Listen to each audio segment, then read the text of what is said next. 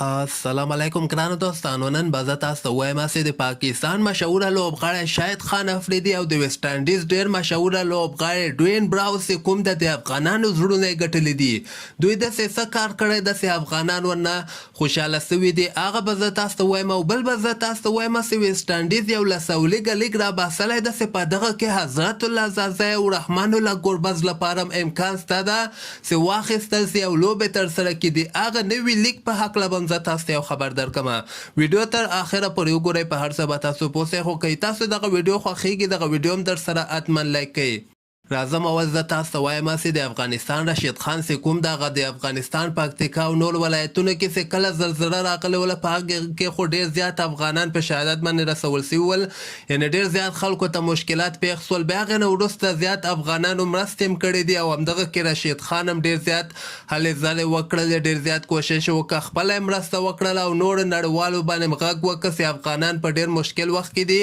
نو دغلته ورسره تاسو مرستې وکړئ. همدغلته رشید خان باید شاهد خان افریدي نه هم غوښتنه کړې وه، ډوین براون هم غوښتنه کړې وله او هارډک پانډیا د هندوستان لوبغاړی چې کوم ده هغه نه هم غوښتنه کړې ده. په دغه کې به نن زه تاسو ته وایم چې ډوین براو د ویسټ انډیز لوبغاړی ډېر مشهوره لوبغاړی ده، ده ورته خاص ویډیو جوړه کړله، د رشید خان لپاره خاص ویډیو جوړه کړله چې افغانانو موږ تاسو سره ولاړ یو او دغه نورو باندې غږ کومه چې افغانانو سره مرستې وکړي. او همدغسې د پاکستان شاهد خان افریدي هم په همدغه نړیوالو باندې دغه غږ کړی ده چې افغانستان ډېر مشکل وخت سره مخامخ ده او موږ او تاسو ته پکار ده چې افغانانو سره مرستې وکړو. دغه دواړو خو د رشید خان څه کومه غوښتنه ورنه کړې وله، یعنې ډوین براو منلې ده او شاهد خان افریدي منلې ده، خو هارډک پانډیا چې د هندوستان ده یعنې هندو ده، هغه اوسه پورې د رشید خان دغه غوښتنه نه ده منلې، نه یې کوم ټویټ کړی ده، نه یې ورته ویډیو جوړه کړې ده،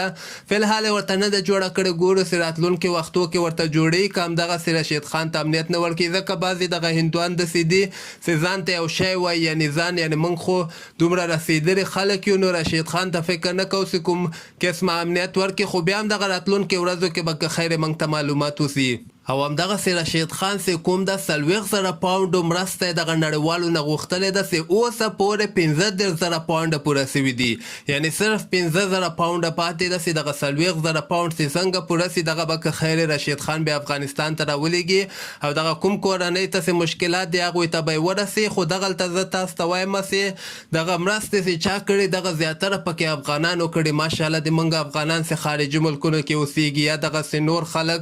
یا یو نیم پکې انګریزان هم دي، خو زیاتره مرستې افغانانو کړي دي چې دغه د رشید خان 40,000 پاونډ ورته صرف په 6 ساعتو کې ورته 15,000 پاونډ ته ورسول، که خیر نن شپې پورې به دغه 40,000 پاونډ ته هم ورسیږي. او بل به زه تاسو ته وایم چې ویسټ انډیز غواړي یو لسو لیګه لیګ راوباسي چې په دغه کې به د افغانستان حضرت الله زازی او رحمان الله ګربز ته هم ډېر ښه چانس ده چې ورکې ولوبېږي، ځکه حضرت الله زازی او رحمان الله ګربز داسې لوبغاړي دي چې په ټي10 لیګ کې تاسو وګورئ ډېره قیمته بیه باندې مخ ایستل کېږي. دغسې تیز لوبغاړي په لسو لیګه لیګ کې هر یو ټیم ورسره دلچسپي لري چې خپل ټیم کې واخلي. دغه د ویسټ انډیز لسو لیګه لیګ داسې ده، دغه به که خیر اګست میاشتې 20 تاریخ نه وروسته تقریبا 15 ورځې به دغه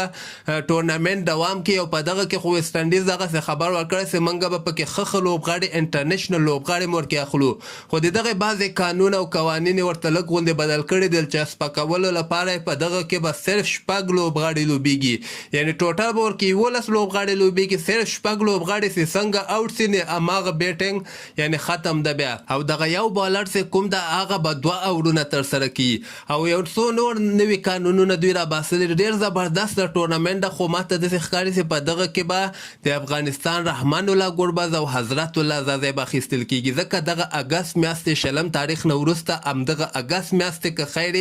15 14 پورې به افغانستان دغه آیلند سره سیریز ختم سي، نو تیار به د افغانستان زازی او ګربز به تیار خارج کی، یعنی آیلند کې به نو ډایرکټ به هلته په دغه لسو لیګه لیګ کې هم حتما اخیستل کېږي. خپل نظر لاندې ما سره په کمنټ کې شریکولی سئ او همدغسې تازه خبرو لپاره تاسو دغه چینل هم در سره سبسکرایب کولی سئ.